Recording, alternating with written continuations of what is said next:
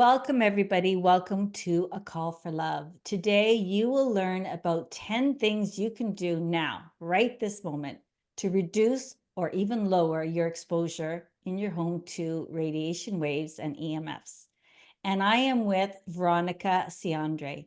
She has been actually in my life for quite a while because I met her at the yoga conference in Toronto many, many years ago. And what she is a beautiful woman, but she's also a wearable medicine maker. And you're going to say, what is that? Because that sounds really cool. And trust me, it is. What she does is she makes gorgeous, healing, beautiful jewelry.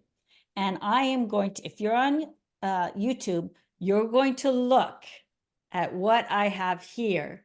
I place all of Veronica's, and I make malas, but they are not quite as spectacular as yours. And I have my malas and bracelets and this beautiful howlite and black Tibetan quartz around my neck. And it is healing. They are not only beautiful to look at, to feel, but to even wear. And that's what she is. She is a wearable medicine maker.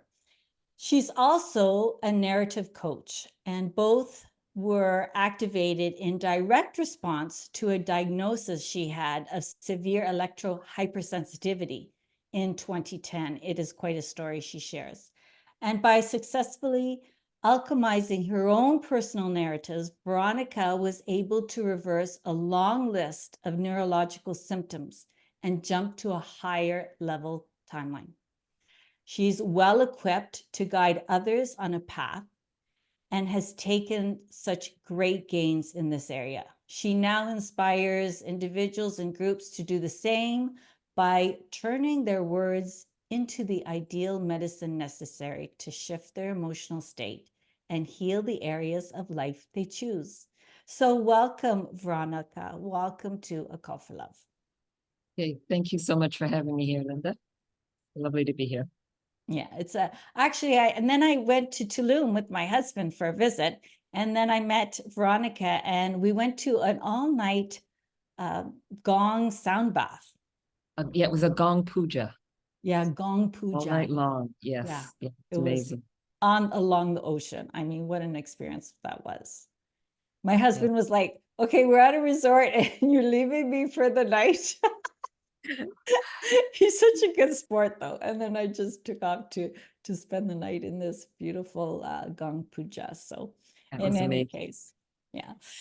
Today, what we're going to talk about is this PDF that you had created. You created a masterclass, and it was very, very impactful and powerful. I have some friends who actually experienced this as well as myself, especially if you're a highly sensitive person and really in tune with vibration and the environment. So what we're going to do is we're going to go through the list of 10 things. And then I'd like you to share with us your expertise and how you can help us make those shifts, those changes, so that we can heal ourselves. Okay. All right. So what's number one? Well, first of all, maybe before that, let's talk about radiation, the difference between radiation and EMFs. Oh, get scientific here. So electromagnetic fields is something we've been exposed to for much longer in all of our lives. Radiation is something I know, I'm not even sure if I can tell you exactly when it came about, but according to the research, we have been affected long before radiation existed.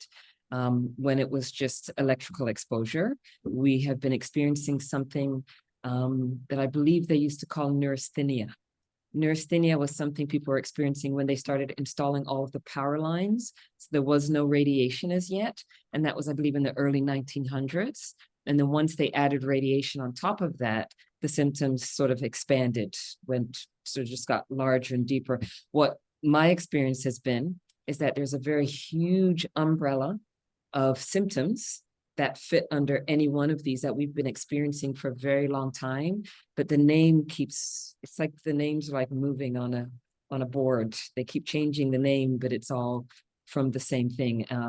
Radiation is generally more impactful than electromagnetic fields. But once you've been diagnosed as sensitive, you're often affected by both. And so the aim is to decrease your exposure to both, but especially radiation. Yeah, I think it's under the same umbrella. I think if you are sensitive to one, you're going to be sensitive to both. You are, but still very different. Like I would, I would sleep on an electrical wire before I would sleep on anything that's giving out radiation. It's much more powerful. It has so yeah, I wouldn't say they're the same. They're similar, but there's a lot more people sensitive to radiation than to electromagnetic fields. But once you become sensitive, all of it can sort of all fit into one basket. Well, thank you for making that clarification, because that's a clear statement. So number one is the computer, which is a biggie. And what you've said is do not use laptop while charging, do not use while on your lap, turn off Wi-Fi and Bluetooth and computer preferences when not in use, and working offline when possible. So the first and most important thing when it comes to our computers or our laptops is to buy what's necessary so that you can hardwire your computer. That's the most important thing that you could possibly do, is hardwire it, which is really just getting the right cable so that you can plug it into the back of your Wi-Fi router. You will actually have the option to turn off the Wi-Fi depending on the router and how old it is, so that there's no Wi-Fi in your home at all, but you do have a cable leading to your computer so that you're now hardwired. That is the biggest shift you can make. But if you're not going to make that shift, the least you can do is turn off the Wi-Fi on your computer. It's usually that little icon in the top corner. You can turn that off if you don't need to be on the internet. It makes a very big difference. Sometimes people think, well, there's Wi-Fi all around me. You know, when you press that drop down and you get like 20 different Wi-Fi people in the neighborhood, that could be so. But the difference is all of that Wi-Fi is around you. When your computer has its Wi-Fi turned on, it's now coming from your computer towards you. Your computer becomes an antenna. Whereas when it's off, when the Wi-Fi is off, yes, it's coming from the neighborhoods, but you can control the neighborhood, but you can control what you can control, which is turning your own computer into an antenna that's radiating at your face. So if you can't hardwire, at least turn off the Wi-Fi when not in use, and especially when your computer's off. Sorry about that. And then last was, yes, using it while it's plugged in, while it's charging, just increases the electromagnetic fields that are coming through your computer, the dirty electricity. And especially if you're sensitive, you will start to notice. There are a lot of people who are actually having experiences that are not aware that it could be coming from that, whether it's your fingers and hands going numb or tingling, heating up or cooling down. For some people, their face heats up, their ears might heat up, or they might just start to feel dizzy, headache, just a number of things which can move into full body. But that's all I'll say for the computer. Oh my goodness. There's got so many more to go. Terrifying. Oh, wow.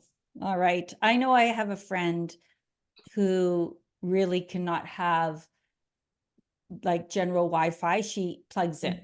She plugs in all the time. And she says it makes a huge, huge difference. Yeah, it's night and day. It's crazy. And you know, I have to just say as an aside, we have a place up north, and the whole neighborhood was ecstatic when we got 5G, because it meant that, of course, our internet was faster. And if you're working up north, it is very convenient. But I was like crying. I was like, oh my goodness, here I am in this beautiful nature on the water, and I'm still subjected to all this. Yeah, it's like this. There are very few places in the world now where you can get away from it. You know, it's the way it is now. But it's up to us now to up level our own systems. You know. Yes. Well, you know what? We do have some control, and we can empower ourselves. And that's really great. I'm good. This is going to be such a great, helpful list. Okay, number 2, the cell phone. And so my family, I drive them crazy because I use a speakerphone for many reasons. But you have said use the speakerphone and avoid holding it against your skin. I agree. When it gets hot and I place it by my ear, I just know that is not a great idea. And turn off Bluetooth, GPS, and other apps when you're not using them, right? And Mhm. I did have an argument with my husband, Gord, about this because he has his alarm set on his phone and he put it right beside his head while he slept. And Mhm. after many a battle, we now place it in the bathroom. Okay, okay. And he didn't want to like even just put it on airplane mode? I just didn't want it around at Yeah, all. that goes. Yeah. And so, and you know what? The funny thing is that we actually wake up before the alarm goes off. Mhm. Very rarely does it, ring in our ear. But now I Yeah. have this little bird chirping, so it's not so bad. But I don't want to have it in the same room. Yeah, it's best. It's best. I mean, mine's in the same room, but it's usually I have to get up to get to it. But I have all my data turned off. I have privacy turned off. I have Wi-Fi turned off, and I have it on airplane mode. So there's nothing coming through generally. At the end of the day, for me, it's everything is off. So you're just looking for the time then. Not even. It doesn't need to be that close to me. I mean, I don't, it's not like I have a 9 to 5 and I have to get up at a very specific time. I always also get up before an alarm goes off. But if it's going to alarm, I still leave it across the room because if I wake up and it hasn't gone off, I just don't get up unless I want to. So I keep it across the room, but everything is turned off. Yeah, that's really interesting. What about just an aside, what about a digital clock across the room? A digital clock across the room is better, and an analog clock is even better, like just the really old-fashioned ones. The unfortunate thing about them is they often have a loud tick, like tick tock, tick tock. And I remember when that's what I had for years, and the sound of it was just so loud. But a digital one is better. But back to the phones, we didn't say anything about the phones. If you have a cell phone, there a lot of people, especially if it's an iPhone, if you go into their app section, they've got like 150 to 200 apps. And what I always find when I look at someone's phone with them is half of them, they don't know what they are and they never use them. But every single one of them is looking for a signal all day, just in case you want to play, whatever, Candy Crush, whatever. It's always looking for a single. So there's a lot of things in a phone, like my phone next to your phone could be exactly the same phone, but one could be putting out more radiation than the other simply because of all the things that are turned on. So I never have my GPS turned on unless I'm actually looking for somewhere. I never have Bluetooth turned on and I just never use Bluetooth, but you don't need to turn it on unless you're actually trying to connect with something else in your home or your environment, which I would not recommend, but that's what Bluetooth is for. And most people have it on all day long. It doesn't need to be on all day long unless you're always trying to connect with like a mini speaker, for instance. Like that's just the most popular thing I see people connecting to is mini speakers, but sometimes they're connecting to their fridge or their television or the lights or all the smart things in their home, the smart things in their home. And so keeping as many things off as possible is one way to lower your exposure with your phone all by itself. And then also the same way you can hardwire your computer, you can hardwire your cell phone. I'll show you right here. So this little doodad here, like goes into my phone. And then you see the bottom where the plug that we're used to going into a router. You plug that one into this side and one to the back of the router, and then you switch your phone over. You can turn off your Wi-Fi and your data. And so I can be all day with my phone and there's no radiation coming from it. Is that Right? now you're holding up an iPhone, but that's for every phone, correct? Yeah, you just have to get the right one of these that Like has, the yeah, attachment, if exactly, those people who exactly. listening can't see, it's Yeah, attached. yeah. Okay, well, that's super interesting. I'm going to have to write a list. Okay, Yeah, number there's a three, lot. internet connection. So turn off or unplug Wi-Fi router when working offline. And you had said that before. Yeah, And that's hardwire. we've sort of gone over that. With a lot of the newer routers, you can't actually turn the Wi-Fi off anymore, right? I literally have become like someone from Bell Canada or some electrician. Whenever I move into a space, like I'll look at that router, I'll figure out how I can turn off the Wi-Fi and still have connection. And I pretty much always do. The newer ones, you can't turn off the Wi-Fi. You can hardwire, but you can't turn off the Wi-Fi. And there's still a huge benefit because at least it's not coming from your computer face. It could be a long cable, like all of my cables, I'm going to say they're about 50 feet long. And so my Wi-Fi router could be in another room, and I'll keep it there because I don't want to sit in the room with it. But then I'm here on my computer and there's a long cable going to the router. So that's what you do if you can't turn the router off. And then always make sure that it's placed somewhere in your home that's not close to where anyone sleeps, or where you're sitting and watching television. For a lot of people though, it's like it's close to the television, or it's in their office close to where their computer is. If you can avoid that, it's best, or to place yourself somewhere that's not, sitting really close to that. Interesting. Very interesting. Okay. And 4 is cordless phone. And you had to kind of mention that. Yeah. So cordless phones are one of the worst things you can have in your home. In fact, if someone I knew had to choose between an iPhone, a cell phone and a cordless phone, I would choose the cell phone. And the reason is because the cell phone, you can turn it off. You can turn off all the wireless emissions, and you can just turn off the phone. Whereas with a cordless phone, the base of that phone, which people think is so innocent, is radiating all day long, right? And so the base is always trying to make sure it can connect with the handset. We thought it was so handy when it came out, but we didn't know that base, which for some people is beside their bed, often it's a lot of elderly people that still have cordless phones, and they've got the base. So if anyone's listening, check your mom or your dad if they still have a cordless phone and they've got that base sitting anywhere near where they watch television. Because even the smaller bases that you spread around the house so you can have all these handsets, they're all based on the same technology that originally used to be military technology, and they just keep dumbing it down for us, but really the effects are the same.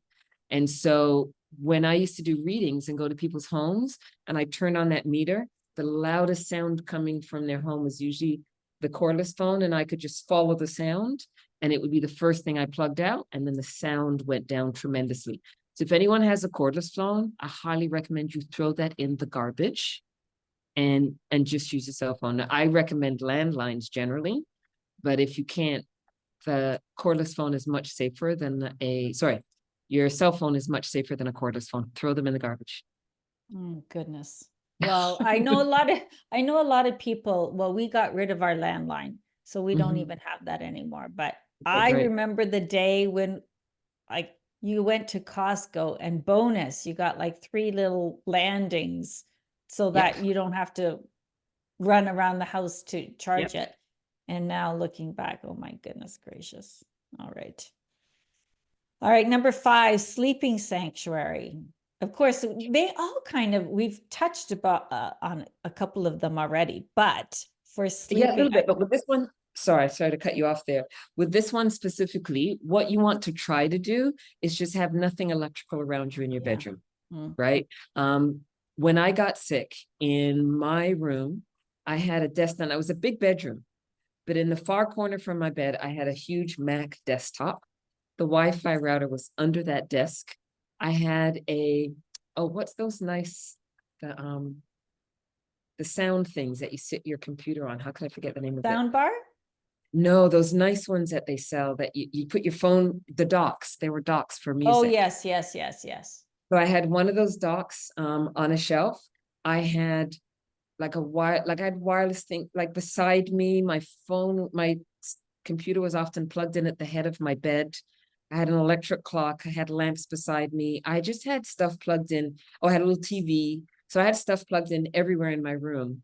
But the worst was probably the Wi-Fi router. However, once I got sick, I was affected by all of those things. And so now generally I have nothing plugged in my room. If I have lamps beside my bed, often I will plug them out before I go to sleep. It's not that serious anymore. Even though I'm still electrosensitive, I'm no longer debilitated by exposure. So I have been able to reverse my symptoms like 99.9%. So I'm not as concerned, but I still am pretty diligent. It's just sort of like when you know better, you do better. And so like if I'm traveling and you come into a room after me, everything is plugged. It's just all plugged out. Or unplugged, as I should be saying. But yeah, so you want to create a space where there's definitely nothing wireless in the room. And then anything that is unnecessary, unplug it. Because there's still waves moving around your room if something's plugged in. And then another thing is to have as little metal as possible. So your mattress, for instance, which may be a separate number on here, but if your mattress has metal on it and your home is exposed to radiation, as most homes are, radiation is attracted to two things: water and metal. We are a huge percentage of water. And then a lot of people's beds have metal coils in them. That's just like it's just like a landing pad for radiation. So you on top of a metal bed is just a perfect storm. So you want to try and sleep on a bed that has no metal in it, no metal frames, no metal coils, like so foam mattresses or feather mattresses or wool mattresses or futons. Anything without metal, you want to try not to be sitting on metal or sleeping on metal or having a lot of metal around you in that room, because radiation is attracted to it and then it re-radiates off of the metal. So that's what creates a sleeping sanctuary. Oh my goodness. It sounds like a lot, but none of it all has to be done at once. But there's always things you can do immediately. And this is helpful because our bed, one of our beds, it lost its life expectancy. It was the time to replace it. So we replaced it with a foam mattress. And personally, I love it much more. Yeah. So that's a good thing. It does sit on a metal, like the frame of the bed has a metal rod from headboard to footboard. Just one metal rod? One on each side. Yeah, sometimes it's not impossible to avoid that, but that's not as bad as literally having like a wrought iron bed. Do you know what I mean? Oh yeah, we used A to whole have lot those. yeah, so many people, I love those beds. So it could be much worse. And so like it's relative, it's better. Like two rods are better than a whole bed that's based in the rails and the legs, and it could be so When you much. know better, you do better. I'm Exactly. gonna rate that on. I think that may Know have better, come from you do Oprah. better. Oprah Winfrey. Yeah. Okay. Number 6, body. Detoxify the body by earthing, grounding, love it. And oil pulling, soul drinking, clean water, good nutrition. Yeah. Let's talk about that one. That is just really so powerful. Yeah. So this one, what I've tried to do with all of these categories is really just sort of pack a whole bunch of things. Like it says 10 things, but really in those 10 things, there's like 5 things, right? And so with this one, with the body, I mean, if someone's already electrosensitive, they're going to have a natural desire to ground, even if they don't know why. And so grounding is really, there's so many ways to do it. You can just do it through visualization, walking on sand, walking on grass, walking on earth, walking on concrete, a little less so, but even that is better than not. So doing that as much as possible. Wearing shoes that don't have rubber soles really helps you to connect with the earth. It was very noticeable when I was unwell, the difference between wearing rubber shoes and actually when I wore leather soled shoes, especially if I was driving a car, I could feel the electric and magnetic waves coming from the car through the soles of my feet if I was wearing leather soled boots. So it was such evidence to me that leather, you're connecting with whatever the frequencies are below it, whereas rubber blocks it. So if you want to ground, wear rubber shoes, rubber soles. Or sorry, if you want to ground, leather soles or bare feet. If you want to not be connected to, like, say, your car when you're driving, it's actually better to have on rubber soles, right? Because as someone who drove a lot back then, the effect it would have on me to be driving and be exposed, it could almost make you fall asleep, depending. Like there's so many different things that could happen, but it was very obvious to me when I would forget and start driving with leather soles on, I could feel the frequencies coming through. So it's good evidence that leather soles are more grounding for you, and rubber soles prevent that. Another thing with your body is wearing less metal. So when I started making jewelry, it was so that I could stop wearing all of my silver. I loved my silver jewelry, but I no longer wear any metal circling my neck or my wrist. I still wear my rings, but you won't ever see me in a full metal bracelet or a necklace, because it was very noticeable to me when I was extremely sensitive, especially if I was around a lot of radiation. it just it just amplifies whatever you're around, because metal is conductive. So if it's going through the metal, then it's just kind of re-radiating around your wrist. And so avoiding metal in your home and on your body is really great. And then the last one is, I think it says something about detoxing. So detoxing is, just finding a way to detox heavy metals. So yes, I spoke about doing Soleil drinking, which you can Google, Soleil drinking, and then oil pulling, which you can also, that's actually become really popular since then. I started doing it in 2010 or 11, but now a lot of people know about Soleil drinking and oil pulling. Google those. They're amazing. I think those two things, drinking the best water you can. I used to call myself a water whisperer back then. And so those are all things to do with the body. Well, oil pulling is, I know a little bit about that. It could be a little bit much for some people, but let's just take a second to talk about Soleil drinking, because I actually did that for quite a while. And then, with all these practices, I would have to quit all work to do everything. So I bring something new in, and then the old one goes out. But the old one is.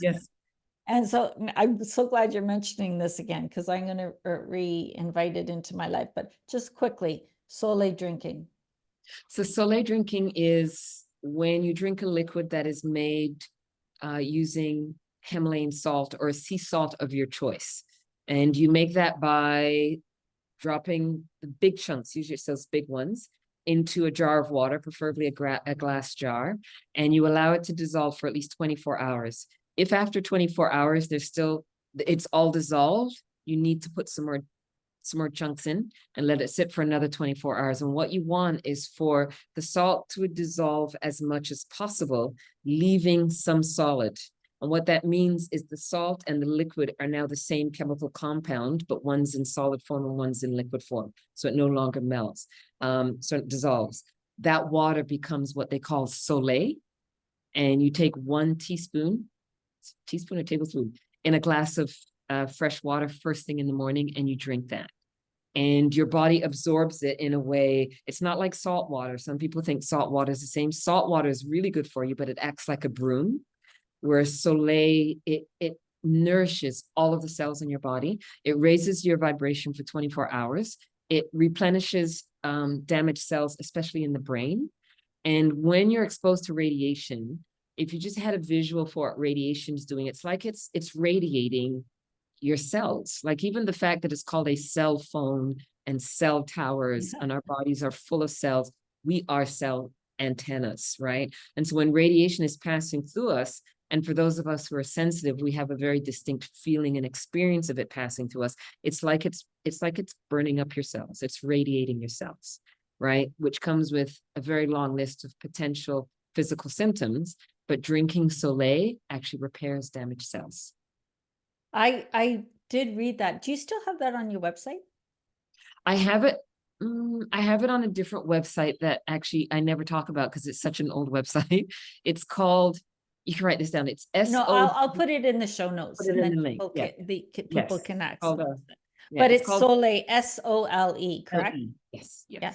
And it's so interesting because I did that. I was doing that for quite a while. And I'll tell you, I put the teaspoon of Soleil liquid into water. And when I drank it, no word of a lie, I felt ping, ping, ping, ping, ping, ping, all in my body. I was just so surprised pleasantly. Yes. And I was like, wow. It was like my body was clearly deficient in it. Yes. Yeah. It really is amazing. Oh, and then the other thing is that it has something like between 80 and 90 minerals in the salt. And so it's replenishing your body from the minerals that are literally getting radiated, like getting burnt up by the radiation. It's like it replenishes it. So it's like drinking crystal water. Oh my goodness. I bet you so many people are going to do this. And it's fast, easy. It's a great, it's a great thing to add. All right. Number 6, I believe is, oh no, we did 6. Number 7, emotional. So, well, this is what a call for love is, right? Practicing Yes. Self-love, letting go, acceptance, shadow work. I think we'll pass that through Yeah. because we're on time. But of course, as a Call for Love listener, that is always That's the work. Yeah. that's Yeah. the work. When I teach about what I did to reverse the symptoms, there's 3 portals, and one of them are just about the emotional part, right? Which is really about coming back to love. And I think the 2 simplest statements I have when I'm teaching about this are forgive everyone and everything, and love everyone and everything. So beautiful. And Yeah. forgive. I always say forgive. It's to Yeah. give forth. Yes. Yeah. Yeah. How can we be in a state of, you can't hold love and anger and resentment in the same space. So Yeah. let's let love like outshine the other. Yeah. And it's very difficult to heal sustainably when we're holding on to something, because that Yeah. one little part will start to mess up what the good work that you've done will be contaminated by the anger or the lack of forgiveness that we hold. Yeah. I actually have a course, Emotional Freedom, that does talk about that. Yes. And so, Perfect. yeah, Perfect. Yeah. beautiful. All right. 8 is the mind. Oh my goodness. To talk again, another another topic of a call for love, of course, Yeah. detoxifying the mind through prayer, mantras, affirmations, meditation, big on that, breath work, raising your frequency, which Mhm. I'm just going to say there, I have a document, 5 keys to raising your vibration, Okay. Yes. based on power versus force. Okay. Yeah, Beautiful. and it's Yeah. it's really a beautiful thing. So Yeah. I'll put that in the show notes as well. But what do you have to say about the mind? So that part, that would be the most important thing that I was able to do to reverse my symptoms. If you took away everything on the list and I had only one option of what I could focus on, it would be my mind. What I was able to do is I was able to reverse my symptoms. I did those other things physically, although not knowingly. I wasn't like, oh, this is what I need to do to heal. So I was just doing whatever, and then after I saw what I did and could put it into a system. But the ability to change my own mind around what was happening to me was the most powerful thing that I did. And it's actually a different download that I offer when I do the masterclass. I'll tell you the affirmation though, and they can listen and write it down really quickly, but it's long. It's an affirmation I created through guidance in meditation during it, which is a whole other story. And it says, exposure to microwave radiation and other forms of electric and magnetic frequencies confirms my body's natural ability to maintain radiant health, strength, and vitality, and reminds me that my body is God's body and all is well, no matter the environment, the exposure, my genetic makeup, or what happened yesterday. Now, believe it or not, that became the most important affirmation.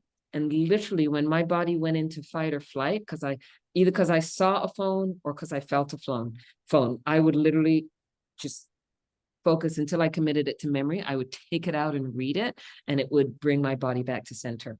And so changing your narrative around various areas about what's happening to your body. And this is any kind of healing. When we can change, what it's that he says, when you change the way you look at things, the things you look at change.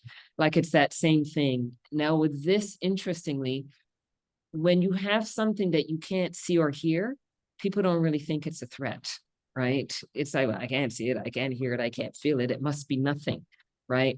And it requires tools that also are outside of time and space. And so, whereas the physical things that I mentioned on this list, those are like third dimensional things. The emotional things are fourth dimensional things.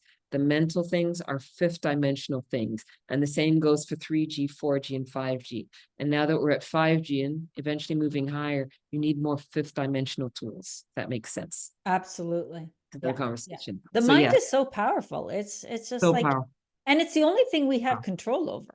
I It mean, is. It's we exactly. can exercise it. I always say through Exactly. meditation. Exactly. Absolutely. All right. Yes. So number 9, Yes. support. If Ah. you're sensitive, seek advice or support and Mhm. awareness, alternative health professionals, naturopaths, environmental health clinics. Yeah, it's just like there is a lot of support out there. Yes. Actually, my experience was not that back then. because Yeah. so many people just sort of roll their eyes at the thought. I mean, I still meet uh, women, mostly women, and I've also met men who are dealing with this, and their partners are just kind of like still rolling their eyes because they can't imagine what it is because they can't see it, hear it, or feel it. It just sounds like they're crazy. So finding support is not simple or easy, but it's important to do. Just one person who trusts and believes you and doesn't make you feel like you're crazy, and then moving so that you have some kind of support from whatever system you adhere to. Now, the mainstream medical system, not so great because they will often just still treat you like you're crazy, and they'd sooner medicate you than give you the right kind of support. But if there are environmental health clinics in your sphere, it's a good place to start, or anyone who practices natural medicine who understands something about this. Or even finding, like, I do coaching in this area. So finding someone, there are now more people than there used to be online who are offering support around all of this. Yeah, I think in the natural realm, absolutely, for sure. Sure. Yeah. It's so funny because one of my brothers says to me, and it just really startled me. He says, if I pinch you, I can't feel it. And so it's true. What our experience is, the other person can't feel it. So if you are even in a home, and I have a friend who is in a home where she's experiencing all these effects and the others aren't, it's hard to get them on board when they're not experiencing it. Yeah, it's very difficult. I've seen it for years with different people. It's very difficult to get people on board. So sometimes it leaves people with unfortunate choices. I've known people to move, just like I know one person who moved as far north in Ontario as you could possibly go. I think it's about 7 hours north, like almost at the tip, northernmost tip, where no electricity, no Wi-Fi, and no electricity even in her home, leaving her family behind because no one understood, and it felt like it was killing her, and so she just completely separated herself from anyone or anything who didn't understand. Yeah, off the grid. That's what I Yeah, always say, totally. off the grid. Yeah, yeah, That is, that's when we really need compassion, yeah. right? That's a call for love. Oh my goodness. Like, Mm-hmm. even though we're not experiencing it, can we really hold space for other people? Yeah, well, maybe this episode will certainly help. And of course, the information that you have. This PDF, I will also put the link in the show notes, and it's through your information. So number 10, beautiful. Breathe. Breathe. Yeah, that's the last one. Is really just that: breathe and remember that this too shall pass. I literally had to remind myself over the 2 years that it took to start feeling and living more normally again. I literally just had to keep reminding myself that this too shall pass, and to breathe daily, regularly, no matter what. And deep, longer breaths out to calm your nervous system. Now, Mhm. people listening hear you so vital and healthy, but that wasn't always the case. No, no. Before this happened, I was vital and healthy. When it happened, everything about me was like a different person, like a much older person. Now, this was over 10 years ago, right? And so when it happened to me, it was just before I turned 50, and my body moved like I was 80. And there were other people who were dealing with the same uh, symptoms. And for whatever reason, now we don't know what it feels like to be 80. But for some reason, that was the number we all pulled in. Like, it feels like I'm 80. And at this time, I was in my 40s, my late 40s. And so at the time, my hand-eye coordination was gone. So my symptoms were chronic fatigue, fibromyalgia, Parkinson's, Alzheimer's, arthritis, heart palpitations, short and long-term memory loss, severe tinnitus. I think I said insomnia, and then my hands shook. If I went to pick up a glass, my hands was just sort of, it was like I was always trembling inside, even if not on the outside. And I literally felt like I had just aged a whole lot. Every one of those symptoms have been reversed, every single one of them. And for some people, Dr. Magda Havas, who is probably one of Canada's like leading experts on this whole subject, she's she was an associate professor at Trent University. She calls it the rapid aging syndrome, because she said people who have no idea this is happening, they just think they're aging. And sometimes it can happen like in a space of weeks or months. All of a sudden they go from living a normal life to just seeming really elderly, and people think, oh, they're in their 60s or whatever it is, you know. And I'm now in my 60s, and nobody would ever guess that I'm in my 60s, right? I'm as spry as I was before this happened to me, but not during. During, I was just slow and in pain all the time. Were you in pain in your joints? Yeah, all of my joints, everything. I felt old. I had symptoms of arthritis, symptoms of Oh, fibromyalgia, which is interesting. different than having those things, right? But I had the pain. I had the pain of fibromyalgia, which was just kind of, you couldn't really identify where. It was just sort of in your muscles. It was just pain. Still can't even identify. It was like it was in your muscles, in your arms, your legs. It was just pain in your body. Headaches. The memory loss was incredible. I was unable to spell words that I'd been spelling since I was like 5 years old. Couldn't spell. And that's all, it's all back to normal now. Wow. Right. So that's very empowering and hopeful for people to hear that. Yes. You know, Yes. we can reverse these symptoms if we Yes. take the action steps, and it takes Yes. a little bit of commitment and a little inconvenience. Yes, until it becomes normal. That's the hardest part, is to change habits. And one of the things I always say to people is that the fear will kill you before the frequency does. So it's important to become active, but not fearful. We've been living with it for this long. Don't become afraid all of a sudden because of what you've just heard. It's already there. It hasn't killed you, right? If you're already feeling a lot of symptoms, then yes, you're probably going to become really diligent and do a lot of this, and that's important.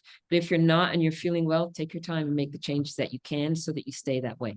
But becoming afraid will go against the grain. Absolutely. Well, thank you for sharing all these really valuable insights. And I do ask, you know, each guest on the show, I think you have mentioned it, but you know, a call for love is always living in mindfulness, purposefully living through your higher self. So if you feel yourself depleting, how do you shift into loving kindness for yourself and others? So what I often do is I choose to slow down and sort of pay attention, you know, like stay off my phone as much as, you know what I mean, as much as I can, and pay attention. And then in the places where I can see that I'm feeling sensitive, I actually have an array of recordings that I have done using solfeggio frequencies that will just remind me of what I need to remind myself of, whether it's loving myself. They're new narratives, basically. There's a body of work that I do that's called Sound of I Am. And then I'll start listening to them. I will sleep with them. And it just completely reminds and reconnects neural pathways of the truth of who I am. And that for me is, I can't live without. I mean, I have a daily meditation practice, and I will often just extend that to like 3 hours long. I'll just stay in connection with source for longer than usual. That's so beautiful. My word this year is I am. And I listened to it from Dr. Wayne Dyer. He has a I am on YouTube, but that is my number one source now. Really Yep. remember dropping into who I am. So I'm not all this surrounding and what I'm wearing, although I do love my healing jewelry. Yeah, I know. I But feel the same. I said it supports you. It's not responsible for healing you. But no, I am is a really, really huge part of my work, like huge part of my work. yeah. Oh, And so isn't what that people, interesting that we share that commonality? yeah, That's yeah. beautiful. But you know what? It's very, it's old. Do you know Yeah, what I mean? well, It's it's yes, it's an old, powerful. They say that, as you know already, that they're two of the most powerful words in the universe. And so when we reconnect to that work, we're really reconnecting to the source of who we are. And so a lot of my work ends up based on that. I am that. I am, right? Oh, yeah, it's true. And Yeah. then the fact that I'm an Aries. So I don't know if you know, all of the birth signs Yes. has a couple of words like quote, and mine for Aries, it's I am. Oh, beautiful. Aries is the I am, represents the head, and the, you know, sometimes we need to settle into just being, but yeah, so it's always been close to me. Yeah, I always say that when I guide meditation, who are we? Actually, there's a meditation on A Call for Love. Who am I? But it's not even our breath, it's the energy of our breath, Mm-hmm. So we are the energy, the one source that unites us all. Yes. Beautiful. Well, I thank you so much, Veronica, for sharing these really important tools for us to empower ourselves to live more consciously and healthy, right? Taking control of what we can and Yeah. making those shifts to live better. Yeah. Well, thank you so much for having me. I really love sharing this information. And it really is just like what you just said. It really is about controlling the environment that you can control. You can't control what's outside or next door or coming from the neighbors, but you can do, clean up this as best you can. And that's all you can, that's all you can do. All you need to do. Yeah. On the outside anyways. Yeah. Well, and then there's always the inside, which we did mention. So thank you everybody for listening to A Call for Love. Just wishing you good health and empowering yourself to make those changes that resonate with you.